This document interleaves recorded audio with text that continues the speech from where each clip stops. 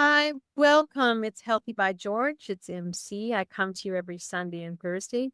And today, again, I'm so excited to have my brother here with me talking about all those things that are helpful when we're not a clinician. Yeah.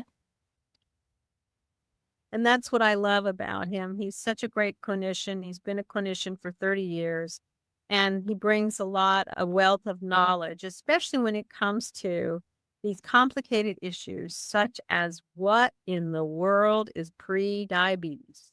Because frankly, I think that's something that every doctor, you know what it is? If you're pre-diabetic and you hit the number 5.7, 5.8, all of a sudden it becomes a discussion. If it's not that, it's never a discussion. Did they even have this diagnosis 10 years ago? I don't think so. No. I don't think so They've because only actually, the ICD-10 codes, ICD-9 codes, they've only really focused on prediabetes because of the large number of pre-diabetic patients becoming diabetics. They really, they say, oh, but still, even the American Diabetic Association and the American College of Medicine and Physicians haven't really developed a good strategy for treatment of prediabetes. Maybe it starts even before prediabetes. I know, and no, this is what brought So it. let's define prediabetes. Let's define Yes. prediabetes. What is prediabetes? Prediabetes is when your hemoglobin A1C, which is a measurement of your sugars for the last 120 days, based on one of the cells, the hemoglobin A1, and when the word says hemoglobin A1C, it's off of the red blood cell. Where your So blood wait a sugar, minute. It's a measure of your red blood cells. the measure of your blood sugars that's found in the, because your red blood cells last for 3 months. There Right. is a sugar marker in the hemoglobin molecule Okay. that they trace and can determine over the last 3 3 months months. what your blood sugar has been averaging. And it's an average and it's a percentage. Oh, okay. And it's a percentage. So if your hemoglobin falls below 5.7, you consider insulin sensitive or non-pre-diabetic. Pre-diabetic. But If if it you're up falls in the range of 5.7 to and what, 6? I think so, or 6 You're something, yeah. pre-diabetic, and 6 and over, you're diabetic. It's diabetes. And what's really sad is that a lot of patients are pre-diabetic. Oh, listen, They don't do anything. no, Those 1 in patients will go 3. on to develop diabetes 1 and in have more 3. complications, but you can reverse prediabetes. But that's what's so shocking to me is that I had a conversation with a girlfriend who she got mad because her doctor told her she was pre-diabetic. She got mad because I Who don't, did she get mad at? Herself or her doctor? no, she got mad at the doctor because she refused to believe she was pre-diabetic. She says, I don't eat sugar. I don't eat that much sugar. I don't consume sugar. Why are they telling me I'm pre-diabetic? And I said, how much carbohydrates do you Well, eat? how much does she weigh? She is So overweight. Yes. she's overweight. Yes. So So she's she's a big predispositioned. person. Yeah. She's a big person. She's not small. She's big in general, but she's tall, big, but she just totally flipped out. She just didn't believe it. Denial is a big leg. We saw that with our dad. How many years was daddy in denial? Yeah. 8 years, 9, 10. Long time. Yeah. He was in denial for a very long time. And it is challenging because I think the way we eat and the way we are in our day is a habit. How we eat our foods, how we choose our food, sometimes it's cultural, sometimes it's what we think is healthy. We But overeat many times. I think that's what's so shocking is that we don't really realize the portions that we have in this country, and that it really is a benefit not to eat, to give our whole body a non-eating day. Well, Is I a good think some thing. of it started because of value meals, and then there's a thing about having a super size me. That was one of the big commercial things that actually prompted a lot of the overeating, was what our fast food restaurants have done to us. Supersizing things. And look at the typical American fast food meal. It's a carbohydrate and a meat and more Yep. carbohydrates and a sugary drink. Right. Yeah. Carbohydrate and a meat carbohydrates and a sugary drink, more carbohydrates. A It's lot. an overload of tons of sugars. Yeah, I know. That's right there is a carbohydrate overload. Then you triple it or double it or triple it or supersize it, and you're And then consuming it's even way too bigger. much Yeah. sugar and carbohydrates. Yeah. And I think that, again, this whole concept, there's also this idea of what our nutrition is supposed to be. Like you're supposed to eat every 2 hours or something. That's Or, completely where did you know, and actually the whole diet pyramid completely inappropriate. it's wrong. And so what do you do about that? You really don't really She focus on discussed the eating Food and Drug grains. Administration. Yeah. Wait a minute. I thought they knew what they were talking about. And they say, oh, the number one thing is to start your day off with grains and carbohydrates and Cereal. tons of cereals and carbs. That's your energy. Carbohydrates do help create energy, but you shouldn't start your day with a sugary No, and it's big sugar, let me tell you. Lucky Charms, Fruit Loop, Cinnamon Toast Crunch, all of those cereals are loaded with sugar. And even when I've tried the protein sugars, I can't eat the protein cereals either. They're too sweet. Yeah. Really And that's unbelievable. some of the things that happens too is just like salt, we get our taste buds are desensitized to the amount of sugars because and then things need to be sweeter and sweeter. And I never understood, like my father went from sodas to Diet Coke. He loved a Diet Coke, and Diet Cokes are so nasty, are so sweet. Guess what, Noel? In our brains, Diet Coke is just as bad as the regular Coke because it triggers the same body response that you thinks you're eating sugar. That's what blows my mind is that these issues of non-fat, but it's got sugar in it more, like all the yogurts that are non-fat, but they're now got this loaded fruit Everything sweet. has got artificial sweeteners in it. It That- just drives me nuts. One of the things that prediabetes does do is causes insulin resistance. Okay. It causes a huge financial burden eventually if you go on to develop diabetes. 70 to 80% of all of the health costs in this country, and including are related to diabetes. Wow. That's almost 3/4 of the whole health cost there is related to diabetes. That's Because true. it has so many factors relating to kidneys, cardiovascular, liver. And that's because the sugar is just running rampant through the whole body. It's not the sugar, it's the damage that continually elevated levels of insulin and sugars, what it does to the basement membrane of your tissue, of your kidneys, of the vessels. You talk about atherosclerosis. Remember that elevated sugars are stored as what? Fat. And fat has to be stored somewhere. So Right. if you're ever insulinemic, you store the fat wherever you can store. So it If you just goes fill in up all your everywhere. fat stores, what are you going to do? Where are you going to store it? Anywhere you can. In your So liver, then it just goes anywhere. vessels, Liver, anywhere it can. heart, Eyes, kidneys. brain, Really? heart, liver. It stores it even around the heart. They can do MRIs and say, oh my God, you've got fatty deposits, atherosclerosis, and fatty deposits of your coronary arteries. And can you reverse this?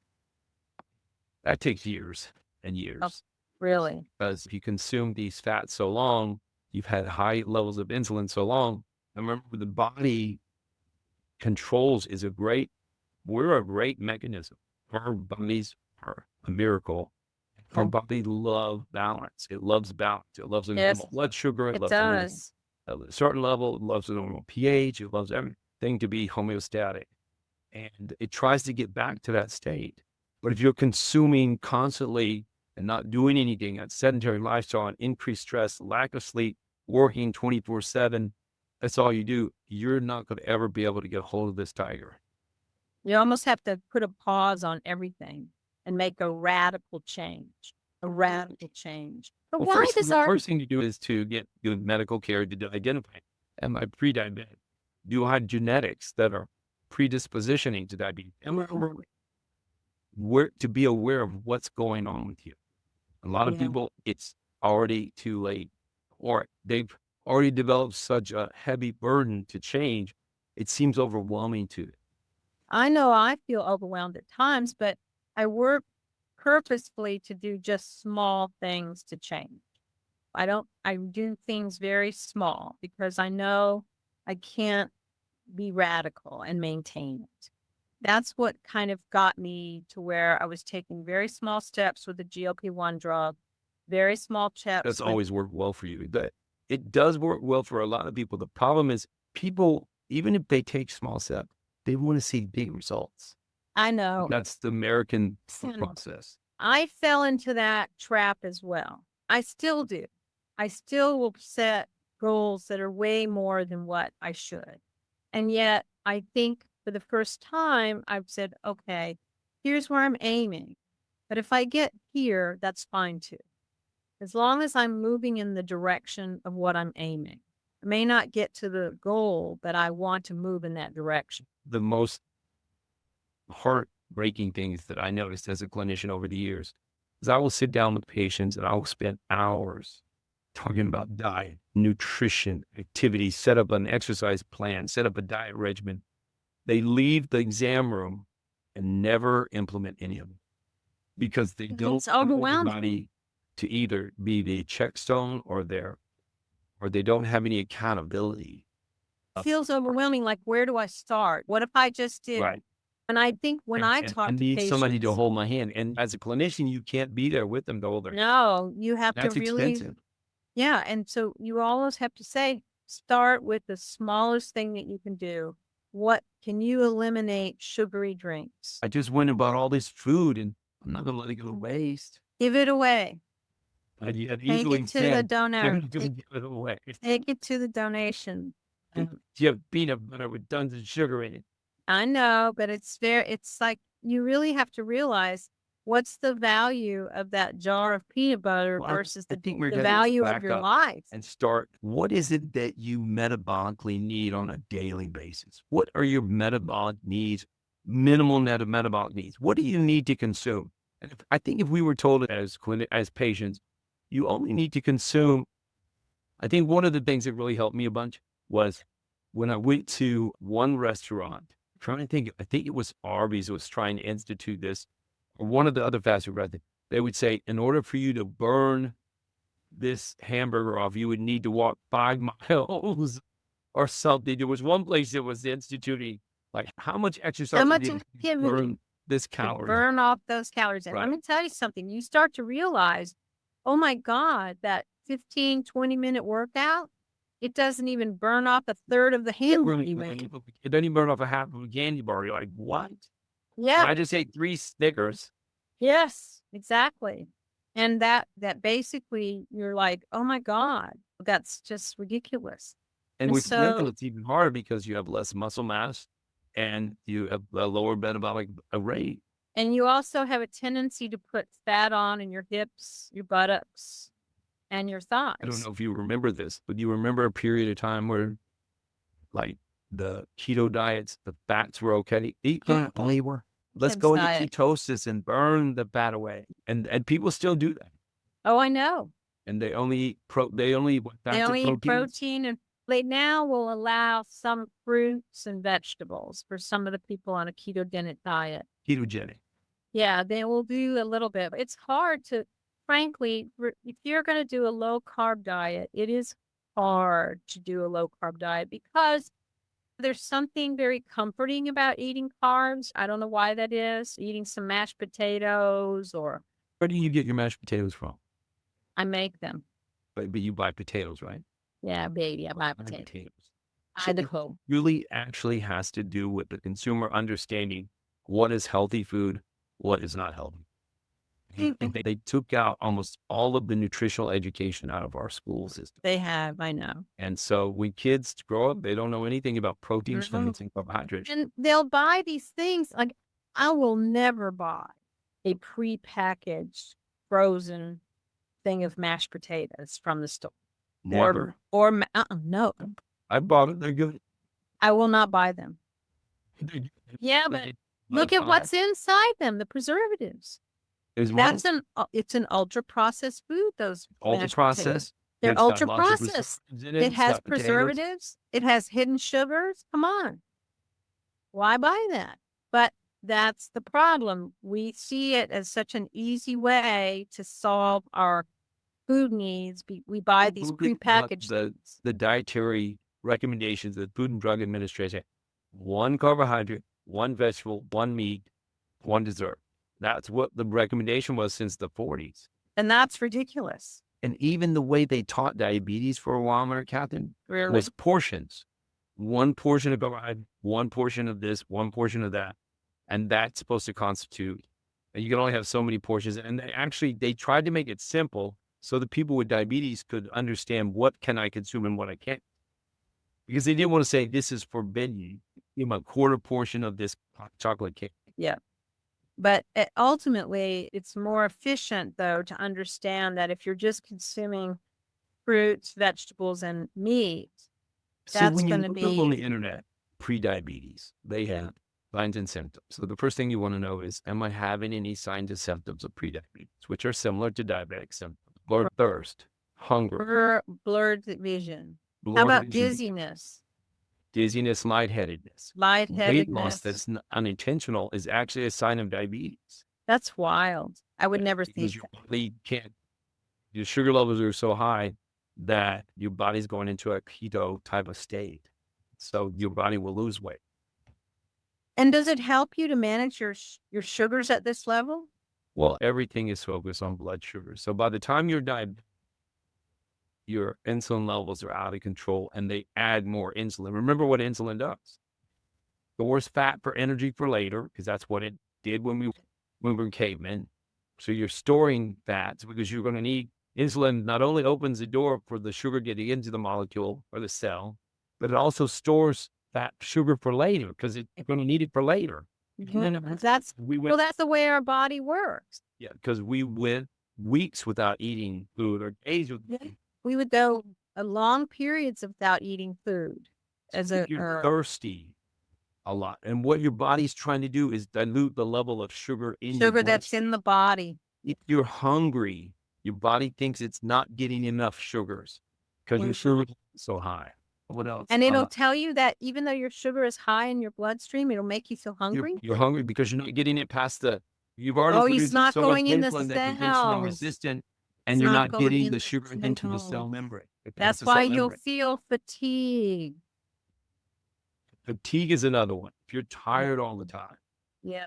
And then that means if you're under stress, your cortisol levels are high. All these things have a domino effect on you. And if you can't seem to lose weight, even when you're trying. That's another sign. Wow. Listen, It's a to lot me, of it's a information, lot, and it but makes it is reversible. yes, that's what I think is Management, wonderful. when the right monitoring and the right lifestyle changes, the Mhm. right diet changes, the right exercise changes, the right rest or sleep changes, you can reverse prediabetes. And would it be useful to measure your sugars when you're It pre-diabetic? might be useful, but it's going to be more useful to measure your weight and your calorie consumption So weight and calories. and how active you are. Yeah, and the And activity. what you did, like you went and got a basal metabolic rate. Oh, That's yeah. Let me really tell you helpful, and how much something. muscle mass you have. I have to say, when I saw that my muscle to fat ratio is in the relatively normal range, that was remarkable to me. And frankly, it encouraged me a lot. They're still using this system of the body mass index, which is it's good in some ways, but it doesn't really measure your bone mass, your not telling organ me mass, anything. your muscle mass. But it does give you a ballpark picture of whether you are obese or not. Yeah, And it should be less than 30. Yeah. And it does tell you at certain ages where you should be, which is helpful. But Yeah. your waist size also is important. See, that to me, I think is the biggest thing, because if you are holding weight in your waist, around your belly, Around where right? your belly button is. Right. If you have a big belly in where your belly button is, that's an indicator that somehow you're holding on to fat in your belly area abnormally. Well, when you have hyperinsulinemia, you're storing that inappropriately. Right. In places that are like the liver or somewhere near the. You can't get rid of it for nothing because you're Yes. still making too much insulin. And see, that to me, I think is the hardest part to understand. And so you have to do a radical kind of look at what is my diet? What protein am I consuming? Sometimes it might be better for you to do one thing at a time. I know that's what helps. Let's look at my diet. Yeah. Let me look at my And then diet. try to. But what happens is, I notice with patients, it's overwhelming. And because you're not there every day, and they're so discouraged so easily, it's like around food all the time. Oh, everywhere you turn, Noel, Over find McDonald's in the something. office, cooking Cookies everywhere. everywhere. It's Cheetos, Doritos. How can you It's hard to how resist. can you go the straight and narrow when you know that this is not good for you? I And know. you need to be more active. You need to consume less calories. You need to consume less carbohydrates. You need to eat healthier. And what happened, it could be so discouraging that you just feel like throwing the towel in. And also, too, there can be this process of mindless eating. Of what? Mindless eating. You don't realize that when you pass that tray, you picked up a cookie and ate it. Or you don't realize that, oh, I just grabbed a handful of chips from my partners or my Or a handful of friends, M&Ms.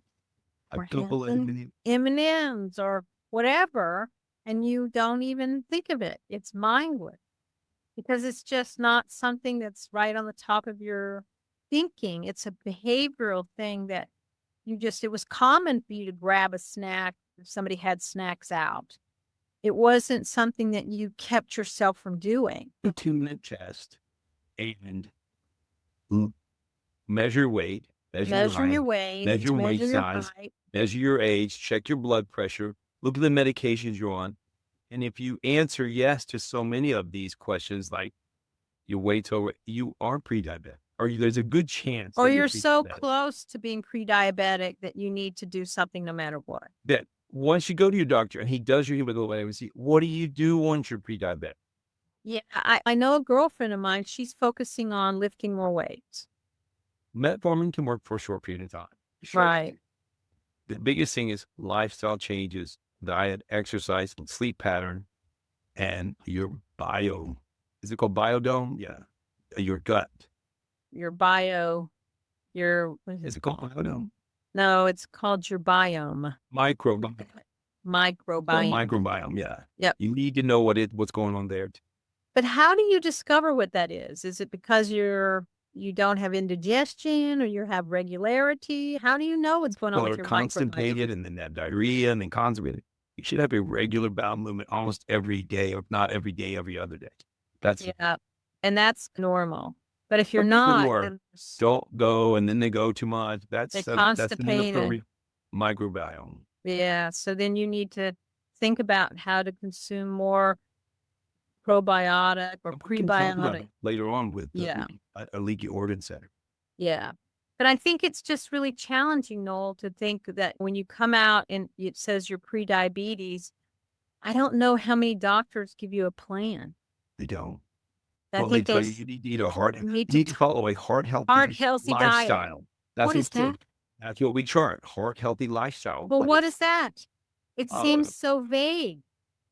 And they expect, and to some degree, you are responsible for your lifestyle. The doctor, you can't place blame on the doctor. No, I know. Because they don't have time. They are reimbursed for only 7 minutes of your visit. But wouldn't it be great if I knew, I'm going to tell you something, if I knew that my insurance covered my gym membership? It does, some do. Really? Yeah, some insurances will do this, have this plan called Silver Sneakers or Oh, wow. And they will pay us so if you join a gym, they will pay a percentage of it. The sad thing is we only have one wellness visit per year. I know. That's it. And it's extensive, but it's that you're rewarded from your insurance. And a lot of companies now want you to have that.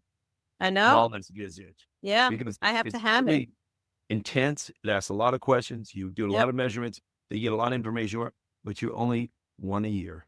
That's it. I know. That's it. No more. So how do you know where you're doing it till the next year? I do more than that. I go back because But does your insurance pay for it? No, they don't. No, like you told me earlier, I'll we pay treat more. sickness, and that's what it's focused on, sickness always, instead of wellness. And that's why I went to the physio lab so that I can see, am I gaining more muscle instead of losing muscle in the fall? So my goal is, I know that I'm 65% bone and muscle, 35% fat. I'm going to work really hard. And in the fall, I'm going to go redo that measure and see, have I helped my muscles increase? Have I reduced my fat?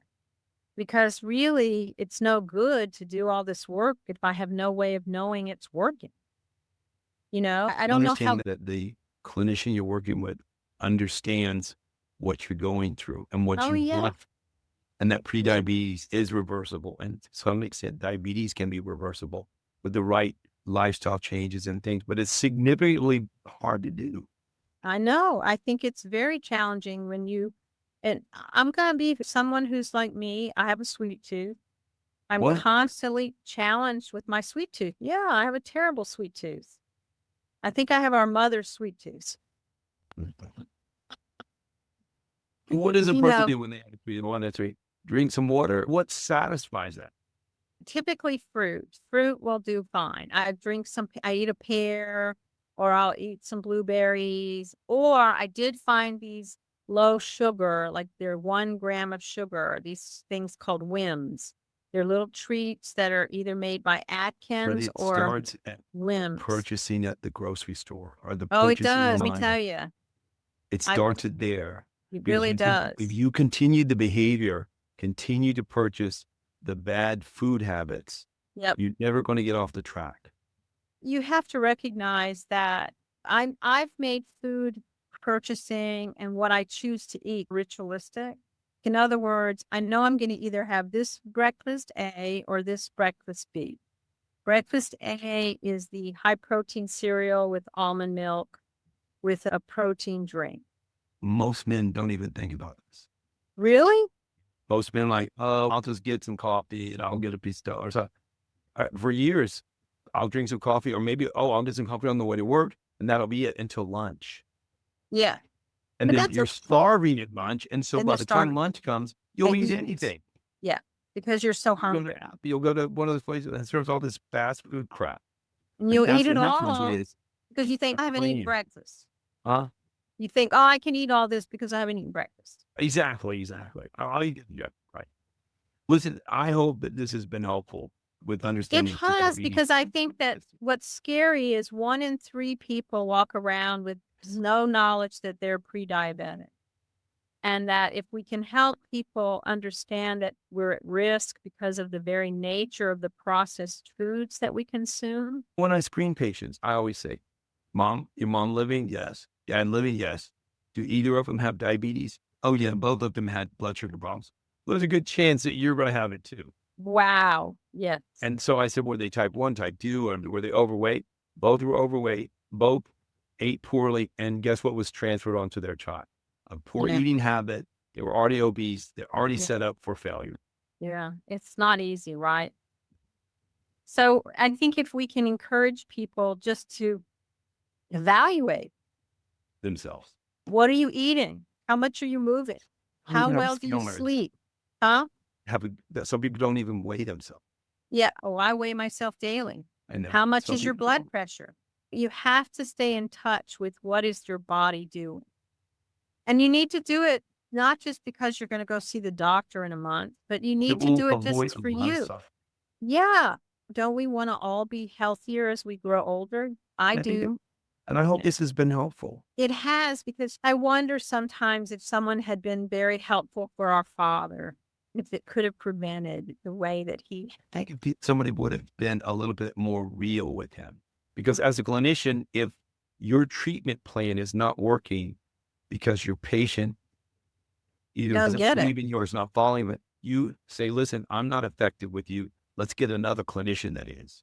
Let's And that's get what my someone father's healthy. clinician, he should have said, I'm not Things aren't effective. working. This is not working. You're not following the plan. Let me get someone that you will follow their plan. And that's really what you should do.